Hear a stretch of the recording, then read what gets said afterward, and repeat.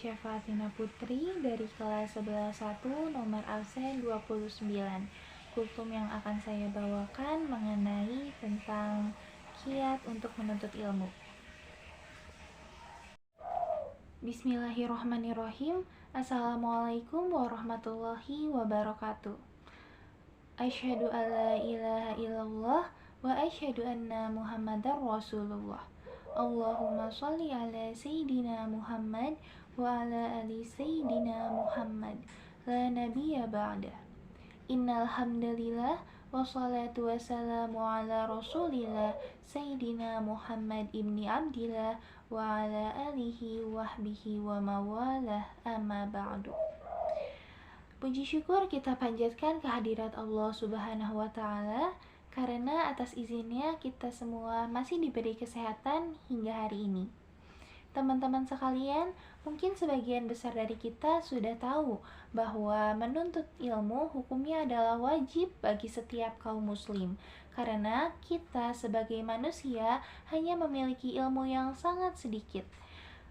Kewajiban menuntut ilmu ini sudah tertera dalam Quran surat Al-Baqarah ayat 225 atau yang biasa kita sebut dengan ayat kursi. A'udzubillahi minasyaitonirrajim.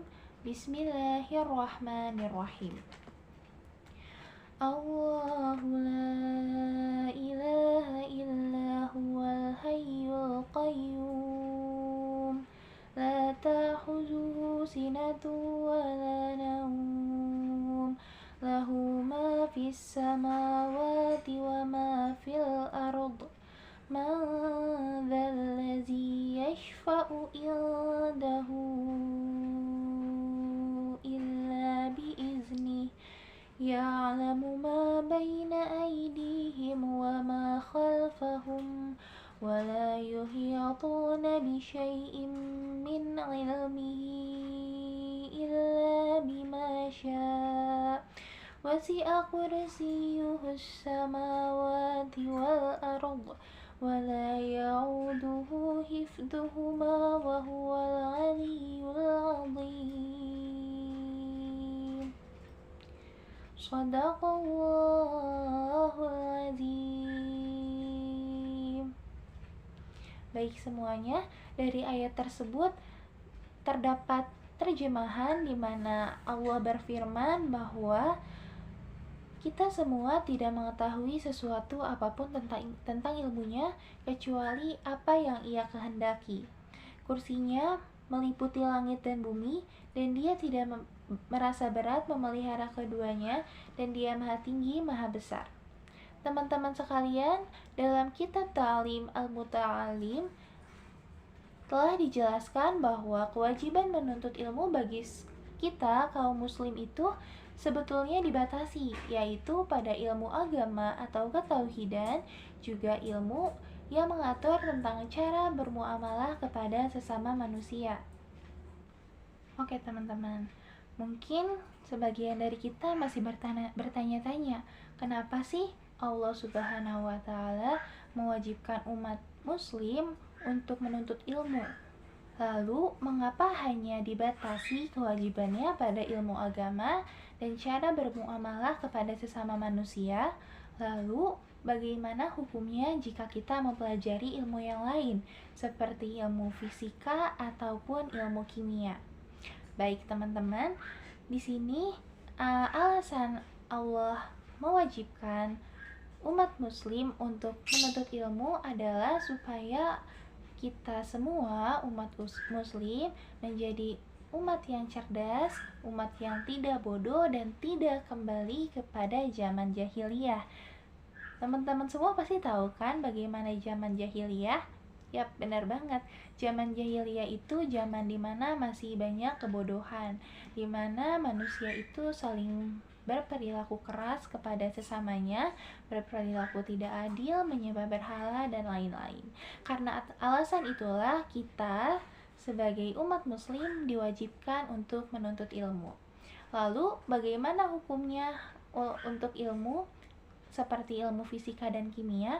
Hukumnya adalah boleh untuk kita mempelajari ilmu-ilmu tersebut, tetapi yang menjadi fardu ain kewajiban bagi setiap diri kita adalah ilmu agama pastinya, karena ilmu tersebut yang akan membimbing kita di dunia dan di akhirat.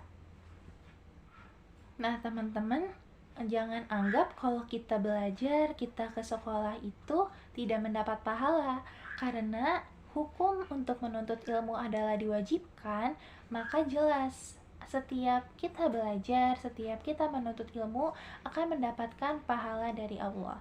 Dan belajar ini jangan dianggap sebelah mata, karena belajar itu rintangannya sungguh berat, dan upaya untuk memahami materi atau pembelajaran ilmu-ilmu tersebut juga memerlukan perjuangan, bukan? Baik teman-teman, karena menuntut ilmu itu sulit seperti perjalanan yang sukar dan jauh, tentunya kita memerlukan ilmu yang akan menguatkan kita selama kita menuntut ilmu. Menurut Imam Syafi'i, ada 6 bekal yang bisa kita cari atau kita penuhi sebelum kita menuntut ilmu. Bekal ataupun perkara yang pertama yaitu kecerdasan. Kecerdasan itu pada dasarnya ada dua. Ada kecerdasan yang telah diberikan Allah sebagai bekal kepada manusia saat dia lahir, dan kecerdasan yang diperoleh dari usaha, latihan, ketekunan, dan sebagainya. Maksud dari kecerdasan di sini adalah kemampuan akal kita untuk berpikir dan menerima ilmu yang akan disampaikan atau ilmu yang akan kita pelajari. Perkara yang kedua ataupun bekal yang kedua yaitu semangat. Tidak ada yang didapat dari jiwa yang malas. Begitupun saat kita ingin menuntut ilmu. Menuntut ilmu merupakan perjalanan yang sangat panjang dan tentunya harus kita lalui dengan penuh antusias dan optimis supaya kita akan mendapatkan hasil yang pasti dari apa yang telah kita lakukan saat ini. Perkara yang ketiga atau bekal ketiga yaitu bersungguh-sungguh, manjada wajada. Dalam menuntut ilmu, kita harus bersungguh-sungguh supaya kita lebih mudah dan lebih cepat dalam memahami ilmu tersebut. Kemudian, yang keempat adalah harta. Nah, di sini mungkin untuk beberapa orang sangat sensitif ya untuk membahas harta, tapi tenang, karena pada perkara yang keempat ini maksud Imam Syafi'i adalah harta yang dimaksud itu adalah harta yang dimiliki oleh penuntut ilmu, seperti kebutuhan pangan dan sandang. Bahkan, Imam Malik menjual atap rumahnya yang dari kayu saat dia benar-benar berniat untuk menuntut ilmu. Perkara yang kelima adalah guru yang membimbing. Kita saat menuntut ilmu harus benar-benar menuntut ilmu kepada guru. Kenapa? Karena guru merupakan sumber ilmu. Gurunya tuh guru yang seperti apa? Apakah harus ustadz ataukah harus ustazah? Lalu bagaimana cara kita untuk mendapatkan guru yang baik? Tentu saja guru yang baik tersebut dilihat dari amalannya, dan kita dapat mendatangi majelis-majelis pengajian, majelis-majelis ceramah dan dakwah sehingga kita banyak belajar yang tentunya apa yang disampaikan adalah kebenaran dan bukan kebatilan. Baik, dari 6 perkara yang telah disebutkan sebelumnya, kita menyinggung guru. Guru mempunyai peranan yang sangat penting bagi kita sebagai penuntut ilmu, karena yang terpenting dalam ilmu adalah keberkahan ilmunya. Dan keberkahan ilmunya dapat kita peroleh apabila kita menghormati guru. Sebagaimana yang sudah tertera dalam hadis Nabi. Tidak masuk golongan kami orang-orang yang tidak memuliakan yang lebih tua dan menyayangi yang lebih muda, serta yang tidak mengerti hak orang yang berilmu agar diutamakan pandangannya. Hadis riwayat Ahmad. Baik teman-teman, seperti itu kiat-kiat kita dalam menuntut ilmu. Dan untuk memotivasi kita semua, saya punya satu kisah tentang seorang imam. Saat ini beliau adalah seorang imam yang memiliki kisah yang sangat luar biasa saat beliau menuntut ilmu. Beliau adalah Imam Baqi bin Makhlad Andalusi. Beliau adalah tokoh ulama yang sangat disegani dan kisahnya dapat memotivasi teman-teman. kisahnya Imam Baqi telah berniat untuk berguru kepada Imam Ahmad, yang dimana jarak tempat tinggal dari Ibnu Baqi dengan Ibnu Ahmad itu sangat jauh.